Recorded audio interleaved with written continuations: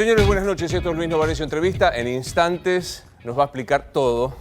Yo le digo doctor y él se enoja, me dice, no soy doctor, salvo que haya terminado el doctorado, pero es doctor honoris causa de los programas donde yo trabajo, que es Martín Tetaz, que es un economista que vos conocés muy bien y que nos tratará de explicar qué pasa en este día. Yo la verdad que sé muy poco economía y siempre uso el latiguillo de 2 más 2 me da con decimales, me complica entender la economía y particularmente la economía argentina. Sí voy a recurrir a algo que los colegas de Martín alguna vez nos explicaron. Yo cumplí este año 55 años y alguna vez hablando con uno de ellos me dijeron 55 años pasaste por 7 situaciones graves de default, corralito y demás, una cada... La pregunta es, ¿se toma nota de la angustia que genera esto?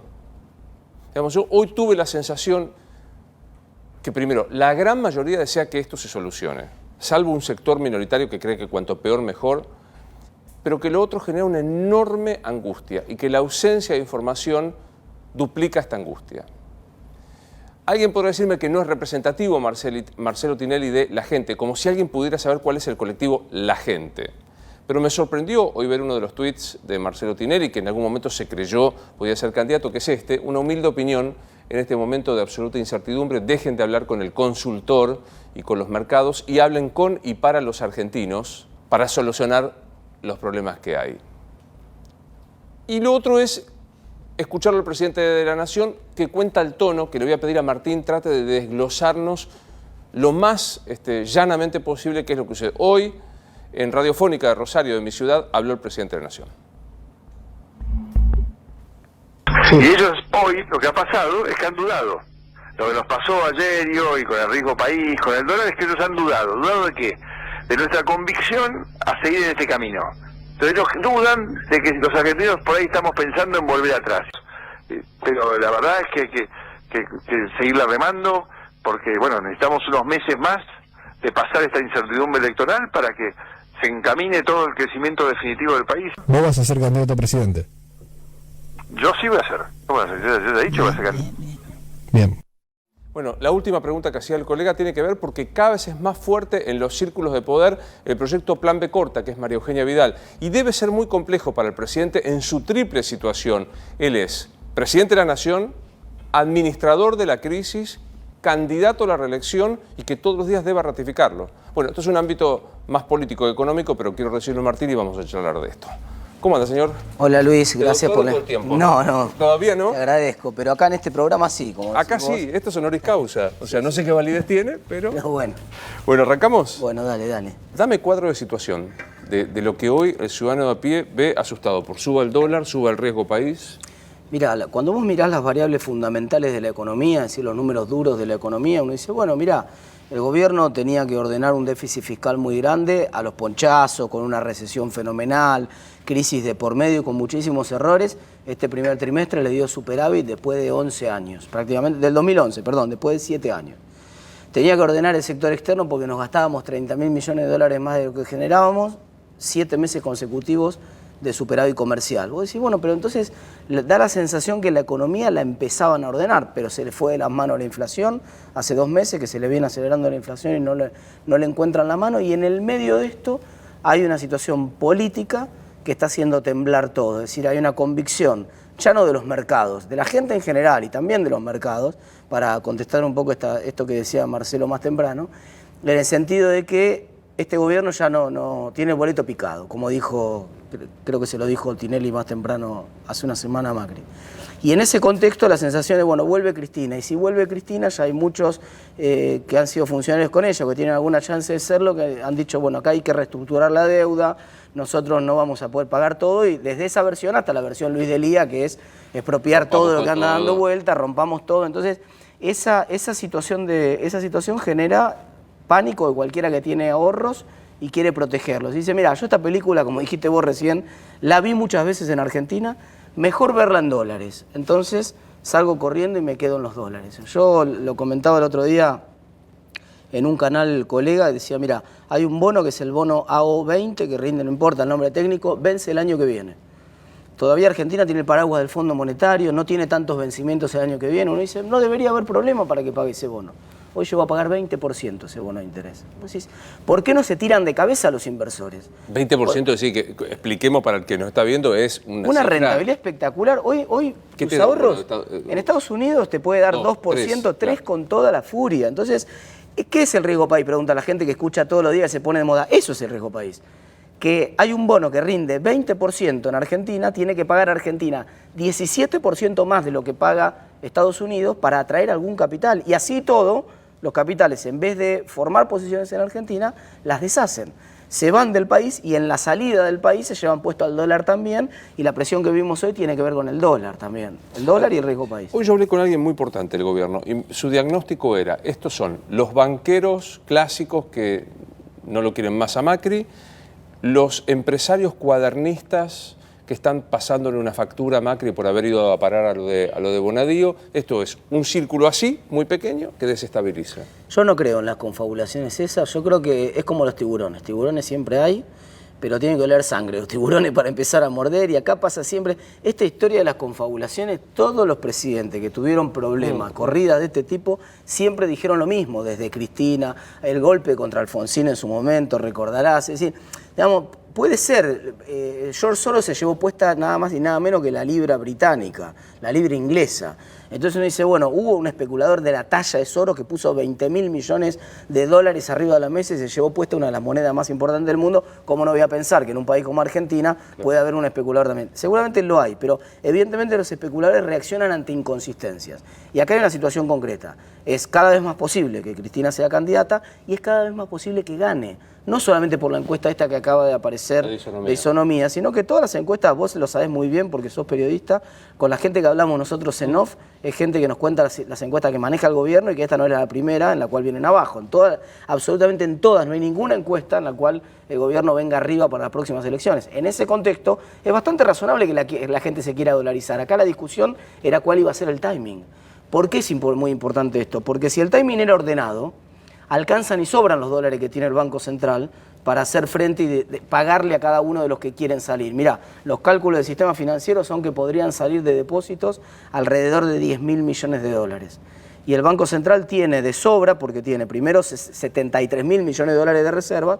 Ok, no es todo reserva disponible, pero tiene para hacer frente tranquilamente a 10.000 millones.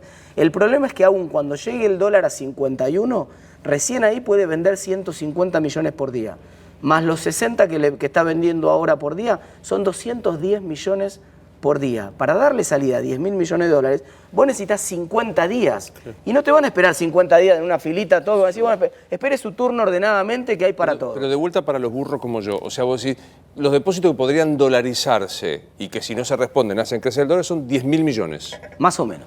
Entre 7.000, las versiones más optimistas dicen que son 7.000 millones, las más pesimistas dicen que son 10.000. Yo prefiero quedarme por el lado de lo más pesimista. El problema no es del respaldo de esto. El problema es que, y acá es mi pregunta, ¿es que le tienen miedo a Cristina o que no le creen nada a Macri? Bueno, es que es la misma cosa vista del otro lado, de los dos lados, porque todos los que dicen es temor a Cristina, miramos, si el gobierno hubiera hecho las cosas bien, nadie tendría temor a Cristina. Si la gente no se anima, tiene miedo, no lo quiere acompañar al presidente, está indecisa, ponelo en la forma que vos quieras, pero realmente no reflejan las encuestas del apoyo al presidente, es porque eso habla más que de Cristina, habla del presidente. Que Cristina tenga chances, quiere decir que evidentemente las cosas no se hicieron bien en Argentina, se cometieron muchos errores y el gobierno está pagando el costo de haber cometido esos errores y de un escenario incierto que, insisto, tiene las balas para enfrentarlo, pero esto es como, hoy un colega ponía en las redes sociales una analogía que me pareció fantástica, muy didáctica además para la tele. Decía, mira, vos tenés que apagar un incendio que recién está empezando, pero te dicen, no, espera, no le tires agua todavía. Porque hasta que no llega a 51 el dólar, vos no le podés tirar con nada. Tenés que esperar y verla por televisión. Vos decís, pero pará. Cuando llega a 51 el dólar, el incendio ya va a ser demasiado grande. Y una vez que llega a 51, vos tenés el carro hidrante para empezar a tirarle y te dicen, no, pero tirarle con un balde nomás. Porque le podés tirar 200 millones por día. Entonces, un poco los mercados están leyendo todas estas cosas. ¿Podría el gobierno pedir El gobierno podría hacer muchas cosas. Muchas en lo político, más que en lo económico. En lo económico, no hay mucho margen para inventar la pólvora. En lo económico lo que podría hacer es negociar con el Fondo Monetario Internacional, posibilidad número 1, o directamente que algún funcionario se inmole contra el Fondo Monetario Internacional y diga, bueno, yo vendo igual, y que salga a enfrentar en algún momento con un puñado grande de dólares y decir, guarda que no son 200 por día. Guarda que acá tengo los 10.000 millones juntos para ponerlo, quieren salir 10.000 millones, acá están los 10.000 millones, llévenselos ahora. Entonces, eso, digamos, cambiaría mucho el panorama. Vos en los mercados, algo que me enseñó un grande que es Claudio Suchovicki, que son unas personas... Claudio cuales, es el autor de los 7 default que viví en mi vida. Bueno, fantástico. Él me dijo, ¿cuántos años tenés? 55. ¿Viviste 7 default? Claudio es una persona brillante que entiende muy bien los mercados y además los transmite muy bien todas estas ideas. Siempre Claudio lo que dice es que los mercados para reaccionar tienen que sorprenderse. Es decir, los mercados nunca reaccionan ante la novedad que ya sabemos, ante lo que está en los diarios todos los días. Los mercados no leen la tapa del diario. Los mercados, en todo caso, escriben en algunos casos los diarios. Los mercados no, se tienen que sorprender. Entonces, vos necesitas una noticia en lo político o en lo económico que sorprenda. Que vos digas, uy, esta no la esperaba. Pero, Hicieron digamos, una movida que no estaba esperando. En lo económico acabas de tirar una, es decir, desobedezco al fondo si Por no me ejemplo. autoriza y salgo a poner la plata, salgo a poner la guita sobre la mesa. Por ejemplo. ¿Y en lo político? Y en lo político, bueno, puede ser... Cambio el gabinete. Yo creo que no alcanza con un cambio de gabinete, no creo que tenga sentido ahora un cambio de gabinete. ¿Por qué no? Porque ya no es medida. Mañana se sienta, supone, Melconian, por decir una cosa, que sería de buen agrado probablemente de muchos empresarios, a la gente incluso le caería más o menos bien. ¿Y qué va a anunciar? ¿Qué va a inventar? Si el gobierno, si la expectativa es que el gobierno va a perder las próximas elecciones, ¿qué puede anunciar Melconian que dé vuelta a esas expectativas en el corto plazo? O sea que me parece que le sumaría más incertidumbre un cambio de gabinete a esta altura del campeonato. Creo que la única chance desde lo político es o un anuncio de un acuerdo político de los principales candidatos, que ojalá ocurriera en Argentina. Pero es muy difícil que vaya a Lo acabo de ocurrir. escuchar esta tarde a Dualde decir eso. Hay que llamar a todo. Que digan, Sí, bueno, que muchachos, nosotros no estamos, existe. este va a ser de camino igual, gane quien gane, eso no va a pasar. O la otra posibilidad probablemente es todas las alternativas que se barajan que podrían sorprender. Vos mencionaste hoy el plan plan B B. corta, el plan L, algunos hablan del plan Larreta, el plan, qué sé yo, X, ¿me entendés? El plan X, llamémoslo, porque es el plan que puede ser cualquiera, que no sé quién es, pero que de alguna manera sacuda. ¿Inspira confianza? Digamos, claramente la respuesta está implícita, pero la hago bien expresa. ¿Inspira hoy confianza en la candidatura a Macri? Mirá, el dólar en Argentina no está subiendo, lo que está cayéndose es el peso. Nosotros lo vemos en el dólar, pero lo que se está derrumbando es el peso. ¿Y qué es el peso? Es un papelito pintado que dice que vale tanto. Pero en realidad no es dinero o mercancía como era antes, una moneda acuñada que pesaba oro realmente y tenía un valor intrínseco. Hoy el papel no tiene ningún valor intrínseco. Vale siempre y cuando vos te lo creas y yo me lo crea. Es una cuestión de confianza, de convicción, es probablemente el símbolo de confianza más importante de la economía, la moneda. Si la moneda se derrumba, cada derrumbe de la moneda es una respuesta a tu pregunta. Cada día que el dólar sube en Argentina, en realidad se está cayendo el peso en Argentina, es una respuesta de la gente que de la boca para afuera puede decir lo que quiera, pero con la mano por abajo dice, dame dólares. Preguntas disparatadas de las que se van escuchando para los que somos legos. ¿Por qué no se puede pensar en un plan de convertibilidad? ¿Se podría hacer un plan de convertibilidad hoy? Todo se podría hacer, primera cuestión, todo se podría hacer.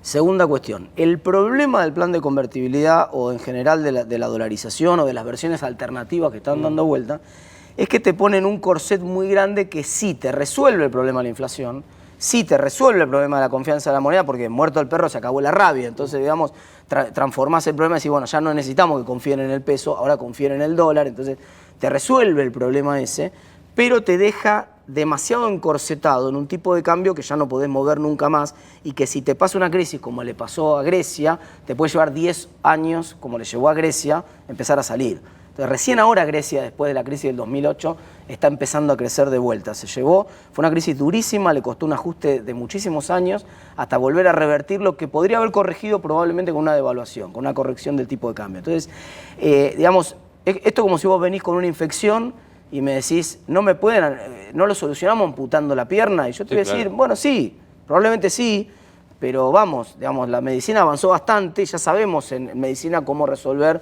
un problema de una infección localizada sin necesidad de amputar la pierna. No es necesario llegar hasta esa circunstancia. Ahora digo, el diagnóstico parece de el incendio que vos planteaba y ni siquiera los precios esenciales, ¿qué es? Bueno, es que todo el esquema de precios esenciales era una promo, para decirlo de alguna manera, una promoción, no más que eso, una promoción. Por eso algunos lo llamó plan alivio y me parece que era correcta la palabra. Es como un analgésico que sirve para tapar el síntoma un poco, nada más, pero no sirve para resolver el problema de fondo. Y que estaba supeditado a que vos pudieras efectivamente congelar o meter dentro de ese plan congelado el precio más importante de la economía hoy, en lo político, en lo económico, es el precio del dólar. Y esta semana está claro que no, digamos. Esta semana, los saltos del dólar de esta semana sepultaron el plan, este plan de alivio que había armado el gobierno la semana pasada. Digamos, vos no ves, lo dijiste, la confabulación, no ves tres tipos que manejan, en un mercado pequeño como el nuestro, porque siempre los escuché a ustedes, que no es un mercado glorioso, no ves tres tipos diciéndole a Macri, mirá cómo te hago correr el dólar. No, no, y realmente, mirá, podría ocurrir en una circunstancia que alguien haga una operación fuera de foco, que alguien venga ahora y diga, a mí se me ocurre pagar un dólar 70 pesos en Argentina, que mañana un tipo con 8 millones de dólares ponga el dólar a 70 a las 10 de la mañana cuando abre el mercado. A las 11 de la mañana, si ese precio es disparatado, si nadie cree que un dólar vale 80 pesos en Argentina, todos los que tenemos algún dólar lo sacaríamos automáticamente. Che, este tipo paga 80 pesos por dólar, está loco, toma todos los dólares que quieras. Y automáticamente el dólar bajaría. Es decir, puede ser que en algún momento alguien tome la iniciativa, alguien diga el rey está desnudo, pero después todos atrás tenemos que mirar al rey y estar convencidos de que está desnudo efectivamente, ¿me comprendés? Es decir, no creamos que porque un tipo es adelante el que toma la iniciativa, todos los que están atrás no están convencidos de eso y en realidad convalidan lo que es la sensación térmica general. Salvo que haya un prejuicio de que el rey esté desnudo y que vos...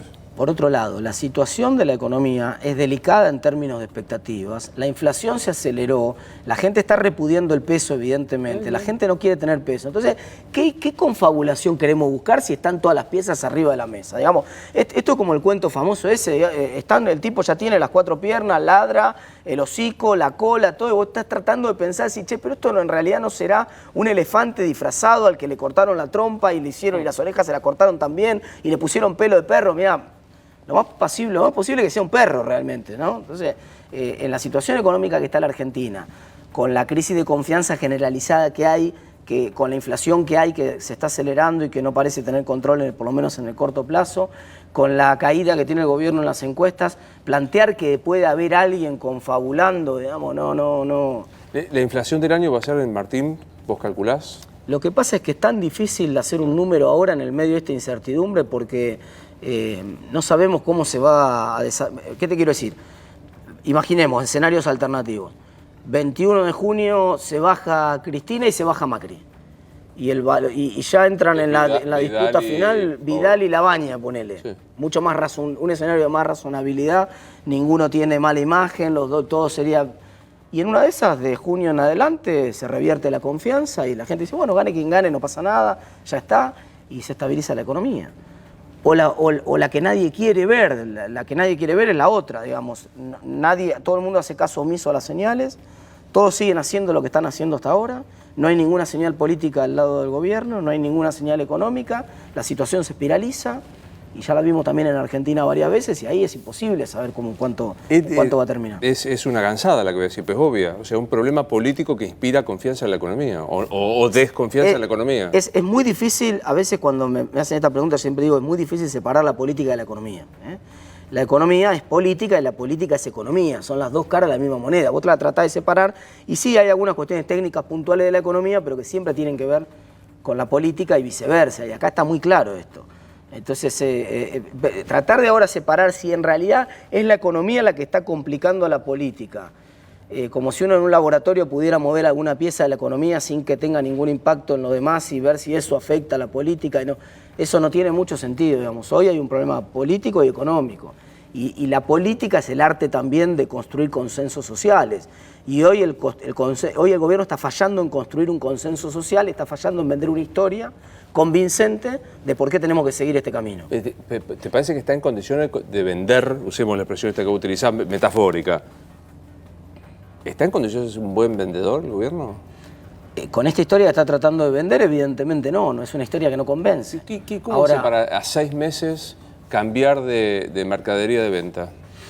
No, la apuesta que tenía el gobierno, que podía haber sido interesante y que ahora parece cada vez más difícil, o por lo menos en este plan MM es más difícil, era la apuesta de lograr ordenar al dólar, lograr estabilizar el dólar, lograr ir frenando la inflación y convencer a la gente de que lo peor había pasado y que en adelante, esto que te decía yo más temprano, miren, ya resolvimos el problema del déficit fiscal, ya resolvimos el problema de los precios relativos, hicimos buena parte del ajuste que había que hacer, resolvimos con eso el problema de la energía, ya resolvimos el problema del dólar, tenemos un dólar más competitivo, con eso resolvimos el problema de que el déficit en cuenta corriente, ya no nos faltan dólares. Es decir, tenía elementos como para mostrar una economía que podía tener un piso para empezar a arrancar como el resto de las economías latinoamericanas a partir del año que viene. Claro, en el medio de una crisis que se empieza a acelerar, con inflación que se empieza a acelerar, con dólar que se empiece de control y que pega la vuelta, es una volatilidad no apta para cardíacos. Hoy si vos mirabas el dólar a las 11 de la mañana, estaba a 47,50, lo mirabas una hora y media después, estaba 2 pesos más barato, es decir, 2 pesos para arriba, para abajo. Impresionante. O sea, nosotros porque estamos acostumbrados, pero en cualquier país del mundo un disparate. Es una locura. Entonces, evidentemente, con esa volatilidad, vender una historia es difícil y es difícil cuando tampoco te victimizás, porque el kirchnerismo tenía una versión de vender esa historia que es la misma que vende Maduro en Venezuela, ¿no?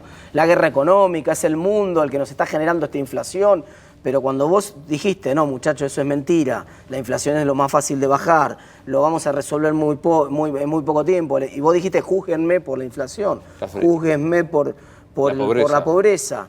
La inflación es la prueba evidente de tu incapacidad para gobernar. Es decir, vos pusiste los títulos.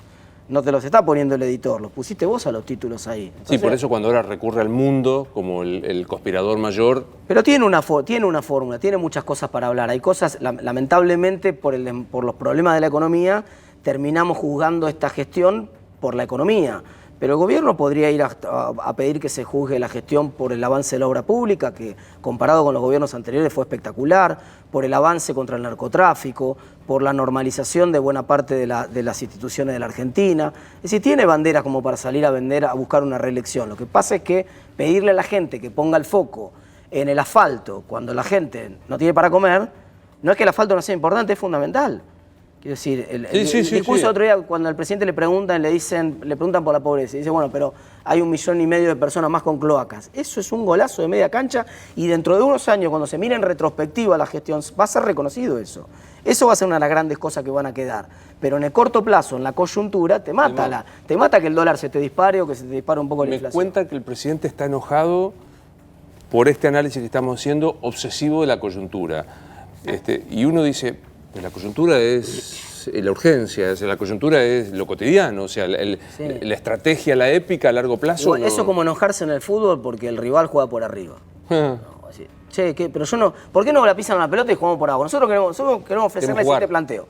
Queremos jugar por abajo. Bueno, pero vos no jugás solo en la cancha. En la cancha hay 11 de un lado, pero del otro lado hay también 11 y además está el referí. Y la presión de las tribunas y todo lo que vos quieras. Y vos tenés que jugar con todo eso.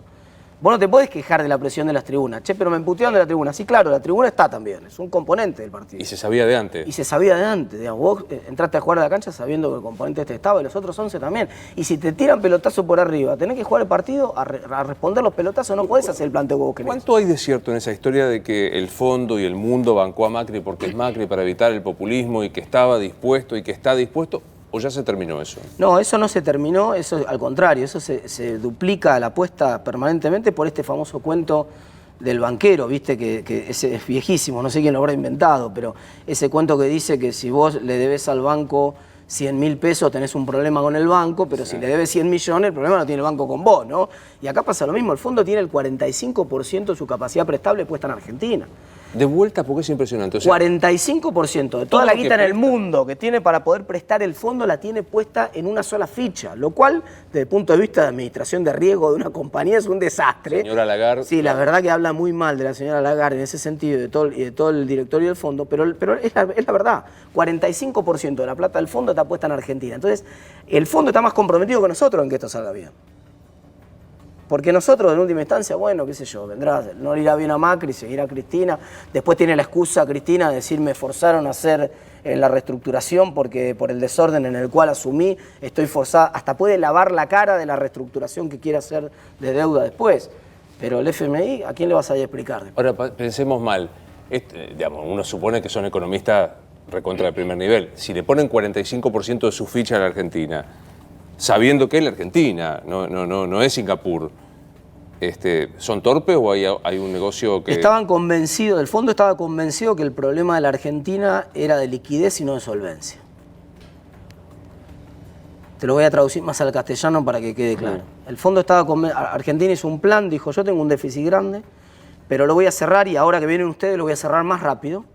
Y por lo tanto yo ya dentro de 3 años más no voy a necesitar más financiamiento. Pero en el interín, en estos 3 años... Necesito. Esto es como si vos te faltan 10 materias para recibirte, ¿viste? Y lo vas a ver a tu viejo y le decís, mirá, me faltan las últimas 10 materias. Bancame de un año. Después de 2 años yo ya no te tengo que pedir más guita, pero voy a salir a laburar porque me recibo. Pero estos 2 años necesito que me financies. Y el fondo compró esa historia convencido de esa historia. Y los fundamentales de la economía argentina, mal que bien, van hacia ese camino. Hoy te lo decía hoy, realmente riesgo país... ¿Está estudiando el flaco que le dijo al viejo, bancame estos 2 años? ¿Está estudiando? Está estudiando, pero no le creen. Está estudiando, pero ya no le creen. Y no le creen porque no estudió nunca, porque estuvo siempre de joda, porque... Entonces, la historia de ese flaco hace que ya no le crean mucho. Entonces lo ven en un boliche y dicen, sí, estoy en el boliche, pero también estoy estudiando. Sí, pero ya no te creo. Entonces hay cierta desconfianza en eso. Pero hoy lo cierto es que yo el otro día, mira, yo hice un tuit hace poco comparando la situación del riesgo país que tenía. Sí, que generó mucha polémica, pero la verdad yo estaba un poco cansado de esta hipocresía que hay, de bueno, todo el mundo muy asustado. Yo soy el primer asustado con la situación y soy muy crítico de la política económica del gobierno en los últimos años, sobre todo del 2017 para acá.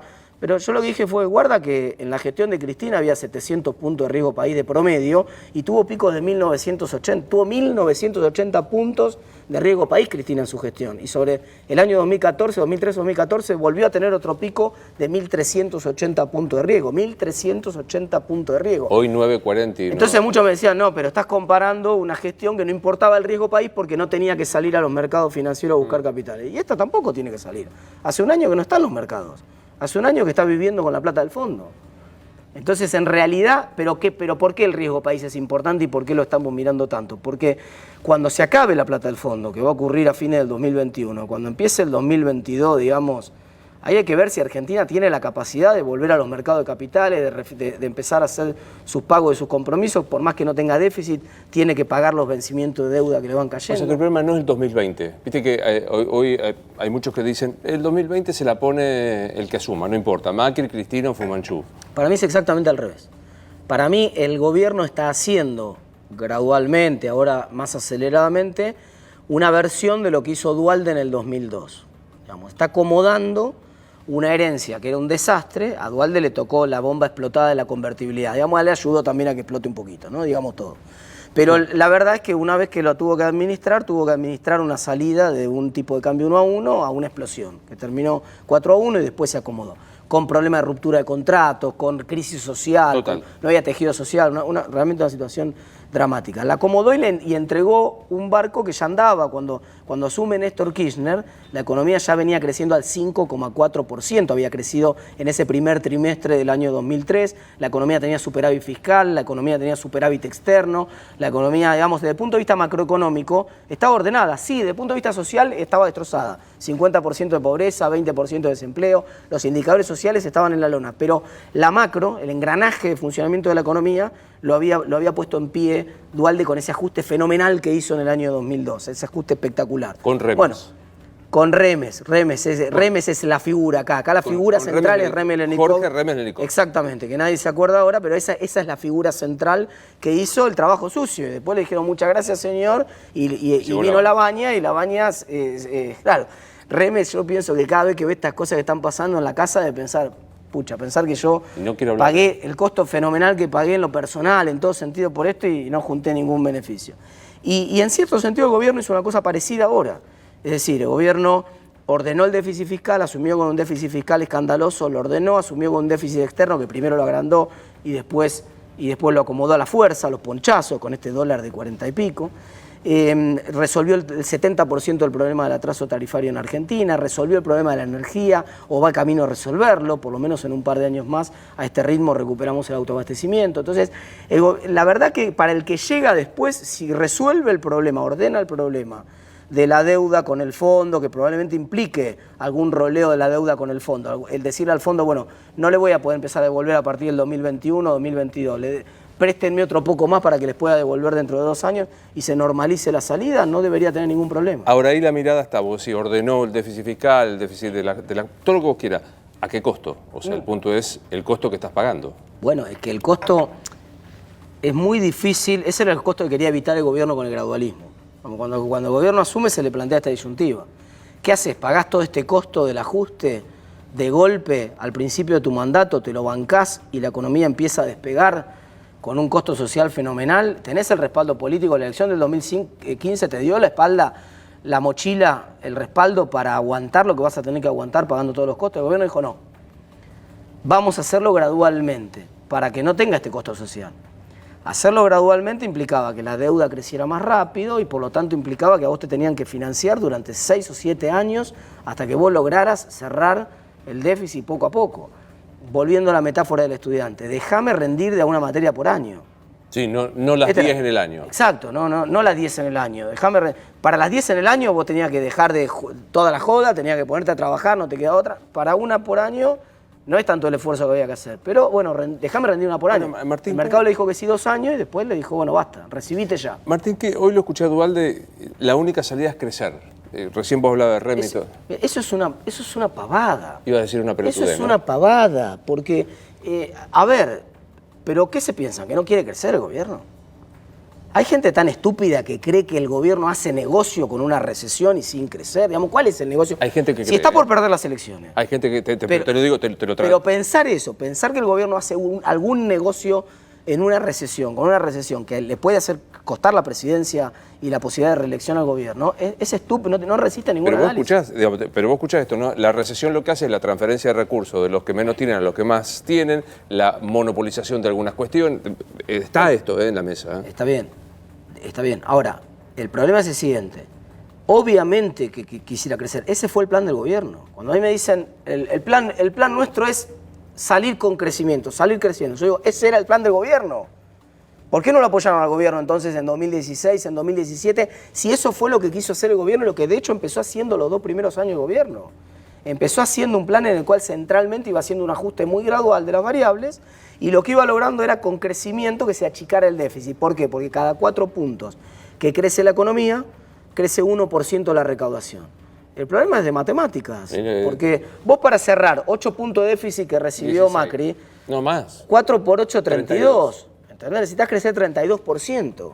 32% al ritmo de 3,5% por año. Con suerte. Con suerte y que no se pare el crecimiento.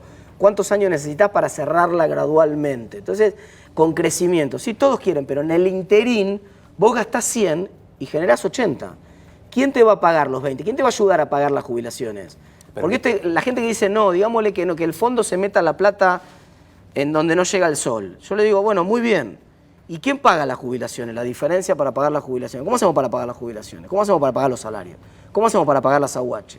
¿Cómo hacemos para pagar los subsidios de los servicios que todavía persisten, la tarifa social, tantas otras cosas? ¿Cómo hacemos para hacer algo de infraestructura? Ahora, para hacer eso, lo que hacía falta es hacer política. O sea, es no encerrarte, buscar consenso, pensar en una gestión para la historia y no para la próxima elección. Lo que pasa es que esto en cualquier institución pasa lo mismo.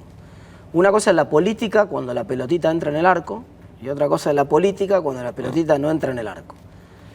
Digamos, cuando la pelotita empieza a entrar en el arco es muy fácil. De hecho, el gobierno construía consensos de una manera que nadie pensaba que lo iba a poder hacer, sobre todo en el año 2016. Cuando las cosas empiezan a funcionar, acordate que salió muy rápido el cepo, acordate que resolvió muy rápido el problema del default. Entonces, uno ve que empiezan a entrar muchas pelotas.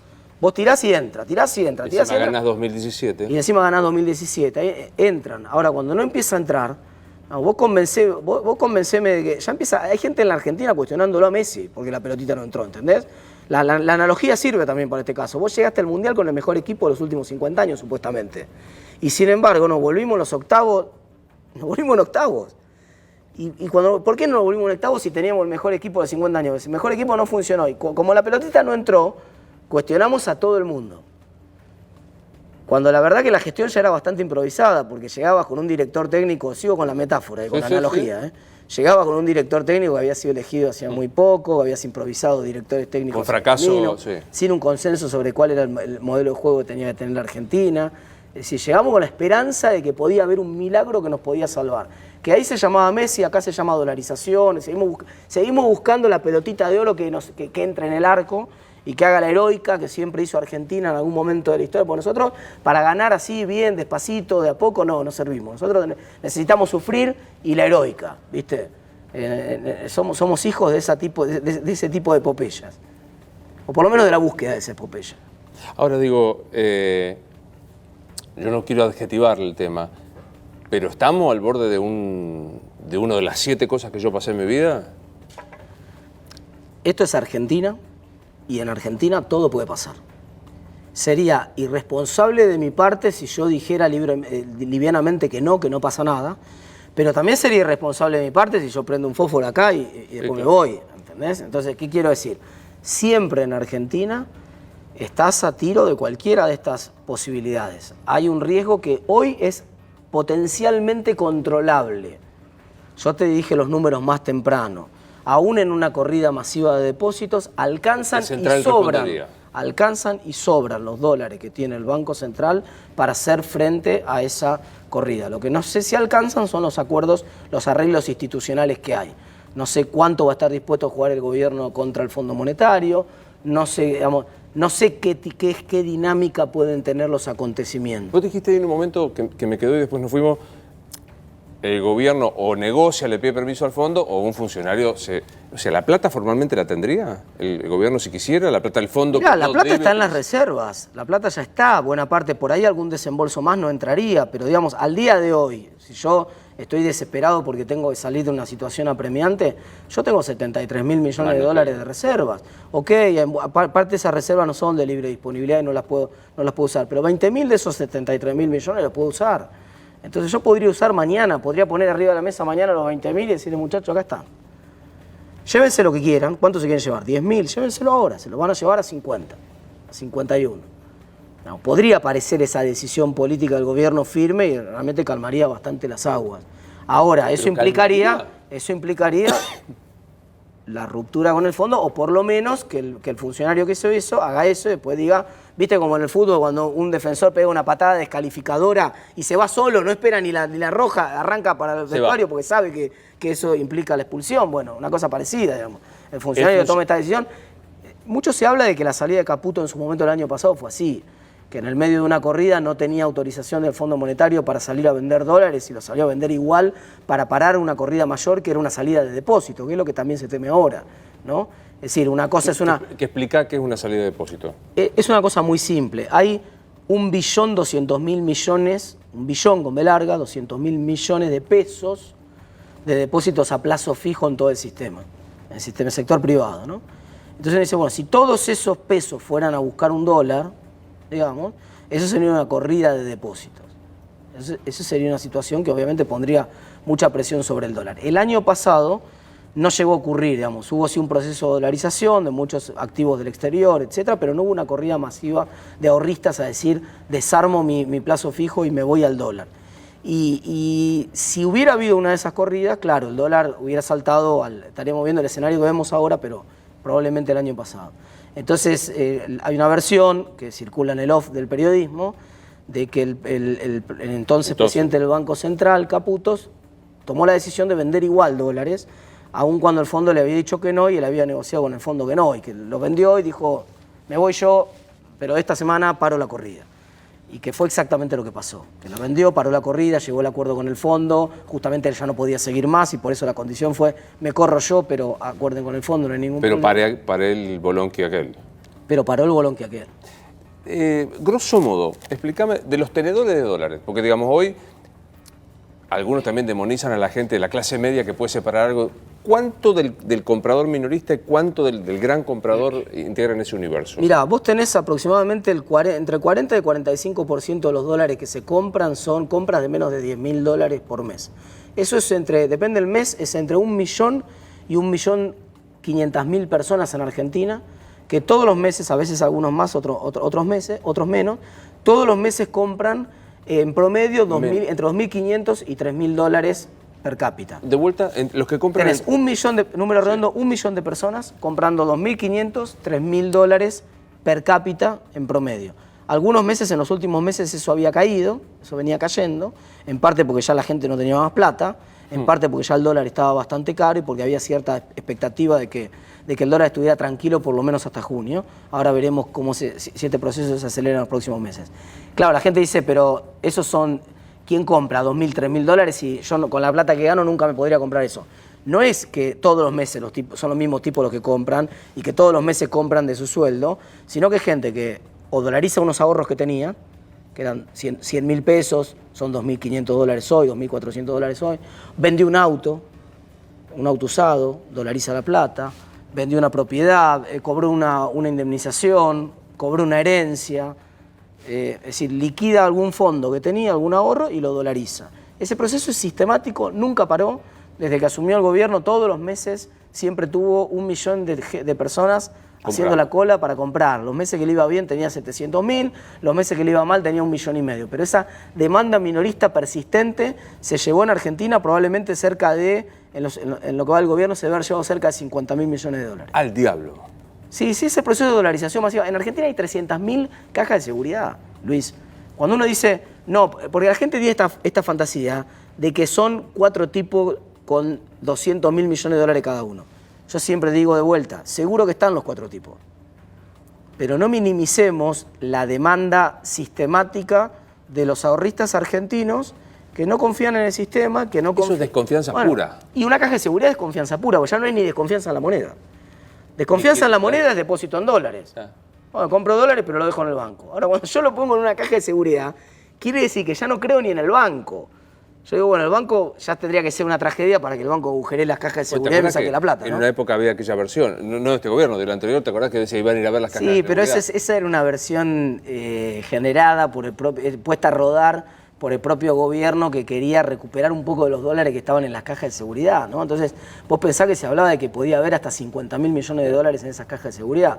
Entonces uno decía, bueno, con esos dólares, en los momentos en los cuales no había dólares en la Argentina, el gobierno miraba por todos lados, decía, si nosotros de alguna manera pudiéramos hacer que la gente saque los dólares de ahí... Lo ponga en el sistema. Claro, fíjate que no es casualidad que en momentos, esto lo voy a decir con mucho cuidado, ¿no?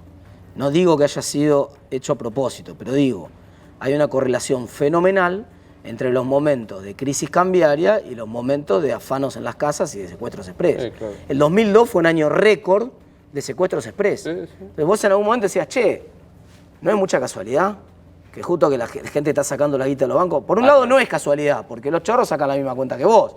Los chorros dicen, bueno, si la gente está teniendo la plata en la casa, es mucho más probable ahora que antes, y entonces el afano se hace más probable, pero por otro lado también alguien con mucha mala intención o con mucha imaginación puede pensar, che, esto no lo estarán fogoneando del otro lado para que la gente vuelva a los bancos.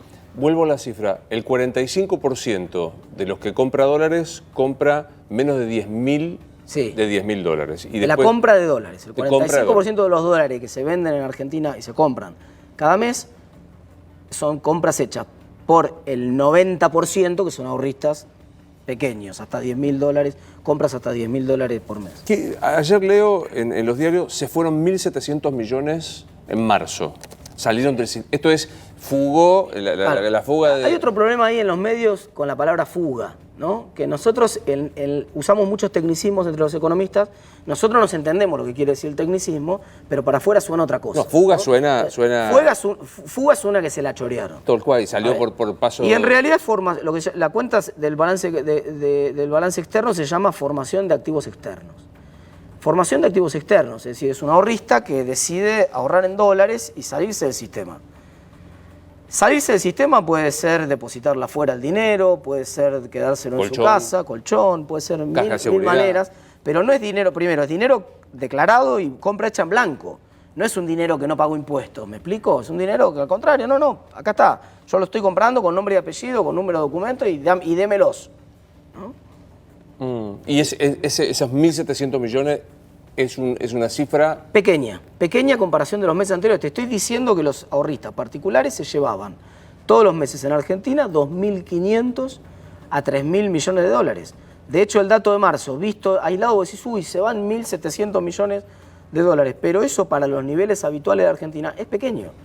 De hecho, ¿y por qué fue relativamente pequeño? Por muchos aspectos. El primero es que ya la gente no tiene plata. El segundo, que ya el dólar estaba bastante caro. Entonces, bueno, los dos elementos hacen que ya la compra de dólares sea un poco más baja, ¿no? Pienso en esto, ¿no? Escuchando todas las cifras que está diciendo y para ir redondeando.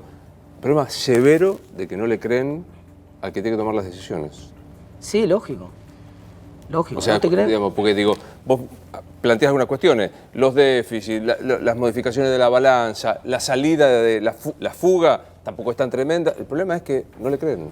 Pero además volvamos a la metáfora del fútbol, ahora de los dirigentes y los directores técnicos. Argentina es el club que más directores técnicos echa por año. En el campeonato anterior echaron 27 directores técnicos en un torneo. Casi todos los equipos echaron al menos una vez a su director técnico. La inestabilidad del director técnico es como la inestabilidad del presidente del Banco Central o del ministro de Economía. No hay una cosa muy distinta ahí. Digamos, el problema de fondo es el mismo. Cuando las organizaciones funcionan, es más fácil que haya estabilidad, y cuando hay estabilidad es más fácil que las organizaciones funcionen. La causalidad va para los dos lados. Pero ciertamente cuando las organizaciones no funcionan y no entregan resultados relativamente aceptables por parte de la gente, entonces la gente se pone nerviosa y cree menos en los que toman las decisiones en esas organizaciones. Hoy un director técnico en una cancha acaba de arrancar el campeonato nuevo. En una cancha al director técnico perdió, bueno, ahora ya no tenés más chance de perder 2 partidos seguidos, ¿no? Pero quiere decir, pierde 2, 3 partidos y ya lo empiezan a putear en la cancha. Pero ¿cómo? No era que lo habíamos contratado por el proyecto futbolístico de largo plazo, porque iba a poner a los pibes de la reserva, porque iba a fomentar el desarrollo de las divisiones inferiores, porque tenía un estilo de juego definido, porque comprábamos un proyecto sí, todos compramos un proyecto de largo plazo hasta que la pelotita no entra 2 partidos seguidos. Cuando la pelotita no entró 2 partidos seguidos, empezamos a putear y que cambien el director técnico. Es perfecta la metáfora para la economía argentina. Digo, hoy es 25 de abril. De acá a diciembre, para el laburante, para el pyme, agarrarse.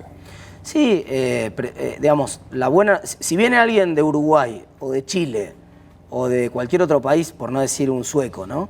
Y tiene que vivir estos meses en Argentina, el tipo se vuelve loco. Para el argentino son tiempos de crisis, para ponerle un título, y van a seguir siendo tiempos de crisis hasta que se disipe la cuestión electoral, y eso va a ser el 22 de noviembre. De acá a fines de noviembre vamos a tener situación de crisis. Situación de crisis quiere decir que por ahí algunos meses está más tranquilo el dólar, por ahí tenemos una corrida como la de esta semana, por ahí algún mes baja la inflación, por ahí otro mes vuelve a subir, por ahí un mes tenés paro general, por ahí otro mes se calmó la situación y se cierra una paritaria como cerró la semana pasada la provincia de Buenos Aires con los docentes. Sí. Como el equipo que está peleando de mitad, volviendo al fútbol, como el equipo que está peleando de mitad de tabla para abajo, viste, coqueteando con el descenso, y que gana un partido y zafa de la zona de promoción, pierde un partido y entra entre los últimos 4. Bueno, eso es lo que le espera a Argentina, por lo menos hasta noviembre. Meses, vamos a decirlo en latín, meses de mierda. Sí, la verdad, ciertamente no son meses que uno quisiera atravesar. Si uno pudiera elegirlos, no los elegiría, pero la Argentina viene con ese combo. Digamos, este país que nos gusta tanto, que queremos tanto, que eligieron nuestros abuelos, que nosotros elegimos quedarnos, es como la cajita feliz, ¿viste? Si a vos no te gusta el juguete, lo lamento. Escuchame, 2 años y medio tienen los mellizos. 2 años y medio, sí. ¿Y qué pensás para ellos? Y no, yo soy muy optimista en el mediano y en el largo plazo. Argentina siempre es tierra de oportunidades y siempre es una tierra en la cual, vuelvo a decirte esto, si nosotros estamos vivos, Argentina tuvo en los últimos 70 años, te amplío el panorama que te había dicho Sucho, 15 crisis macroeconómicas, una cada 4 años prácticamente. Vamos, acá no te podés asustar después de haber pasado las cosas de la magnitud que pasaron en Argentina.